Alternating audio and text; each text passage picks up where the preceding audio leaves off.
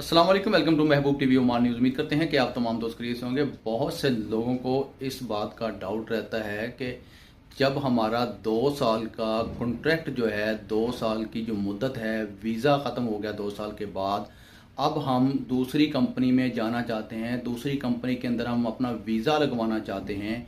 हम बगैर स्पॉन्सरशिप के, बगैर एनओसी लेटर के अपना वीज़ा तब्दील कर सकते हैं या नहीं कर सकते हैं।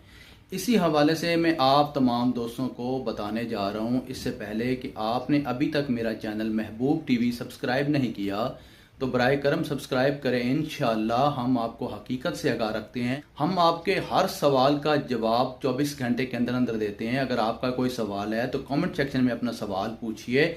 उससे पहले आप इस वीडियो को लाइक करें, यूट्यूब चैनल महबूब टीवी को सब्सक्राइब करें और साथ लगे बेल के आइकन को प्रेस करना ना भूलिएगा। इस वीडियो को अपने दोस्त अहबाब तक फेसबुक के ऊपर, व्हाट्सएप के ऊपर और दीगर भी सोशल मीडिया के